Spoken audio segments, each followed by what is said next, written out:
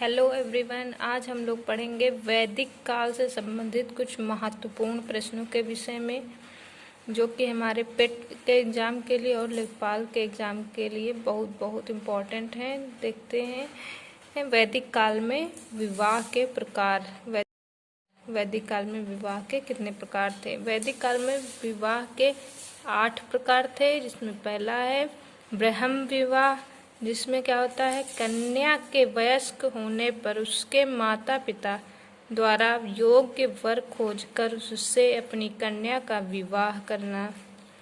दूसरा कौन सा विवाह है? दैव विवाह, जिसमें क्या होता है, यज्ञ करने वाले पुरोहित के साथ कन्या का विवाह करना। तीसरा कौन सा विवाह है? आर्य विवाह, इसमें क्या होता है, कन्या के पिता द्वारा यज्ञ कार्य हेतु 1 अथवा 2 गाय के बदले में अपनी कन्या का विवाह करना। चौथा कौन सा है? प्रजापत्य विवाह, इसमें क्या होता है, वर स्वयं कन्या के पिता से कन्या मांग कर विवाह करता है।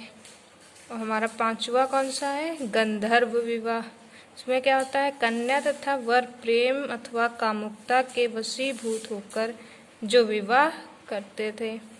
6वां विवाह कौन सा है? असुर विवाह, इसमें क्या होता है, कन्या के पिता द्वारा धन के बदले में कन्या का विक्रय करना, मतलब कि अपनी कन्या को बेच देना। 7वां है पैशाच विवाह, इसमें क्या होता है, सोई हुई अथवा पागल कन्या के साथ सहवास कर विवाह करना। 8वां कौन सा है? राक्षस विवाह, इसमें क्या होता है, बलपूर्वक कन्या को छीन कर उससे विवाह करना। ये थे हमारे कुछ वैदिक काल में इम्पोर्टेंट क्वेश्चन, इसमें विवाह से लेकर के। आइए अब हम पढ़ते हैं वैदिक साहित्य के विषय में। वैदिक साहित्य में हमारे वेद आते हैं। वेद कितने होते हैं? 4 होते हैं। कौन कौन से? ऋग्वेद, सामवेद, यजुर्वेद और अथर्ववेद। इसमें हमारा पहला ऋग्वेद के विषय में देखते हैं क्या क्या आता है। ऋग्वेद में 10 मंडल, 1028 श्लोक, जिसमें 1017 सूक्त तथा 11 वलाधिल्य होते हैं तथा लगभग 10,600 भंग हैं। इसमें पहला और 10वां मंडल बाद में जोड़ा गया है। इसमें 2 से 7 के मंडल प्राचीनतम माने जाते हैं। जो 2 से लेकर 7वें तक मंडल थे वो क्या है, बहुत प्राचीन माने जाते हैं। ऋग्वेद पाठ करने वाले ब्राह्मण को होत्र या होता कहा गया है। 10वें मंडल में पुरुष सूक्त का जिक्र आता है, जिसमें 4 वर्णों मतलब जातियों का उल्लेख है। कौन कौन सी हैं? ब्राह्मण, क्षत्रिय, वैश्य एवं शूद्र। और इसमें मोस्ट इम्पॉर्टेंट है, गायत्री मंत्र का उल्लेख भी ऋग्वेद में है। अब हमारा दूसरा वेद कौन सा आता है? यजुर्वेद। यजुर्वेद में क्या है? यजुर्वेद कर्मकांड प्रधान ग्रंथ है।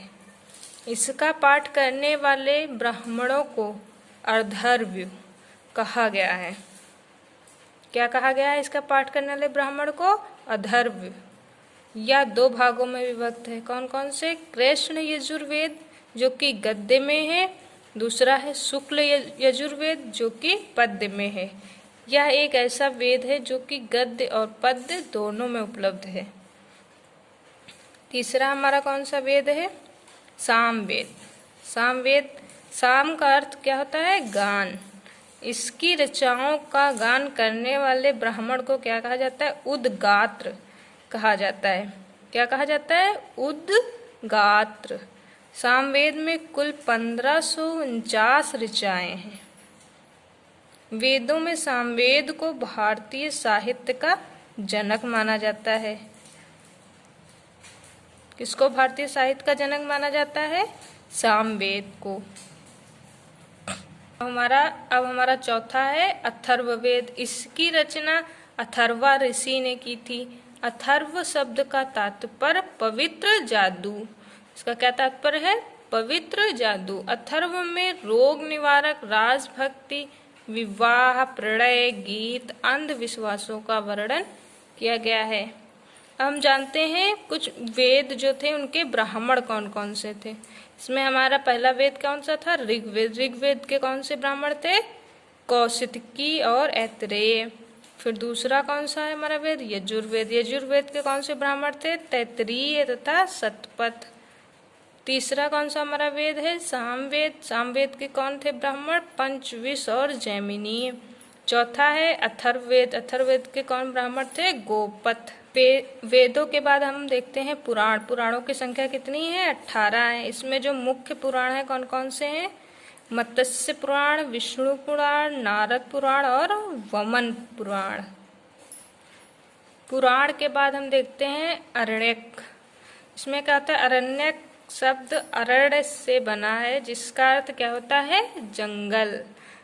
अरण्यक दार्शनिक ग्रंथ है जिसके विषय आत्मा, परमात्मा, जन्म, मृत्यु, पुनर्जन्म आदि हैं। इसमें कौन कौन से इसके मुख्य विषय होते हैं? आत्मा, परमात्मा, जन्म, मृत्यु और पुनर्जन्म के बारे में इसमें दिया गया है।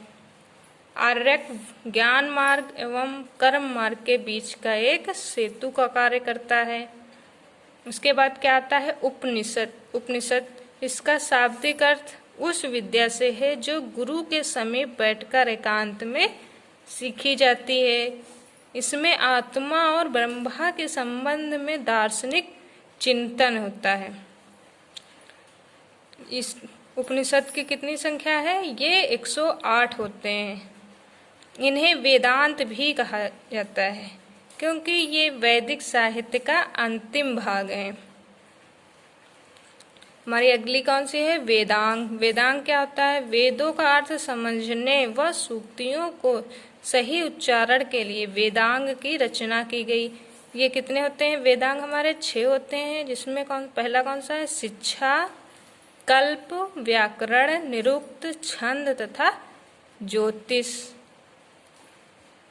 हम देखते हैं दर्शन तथा उनके प्रवर्तक।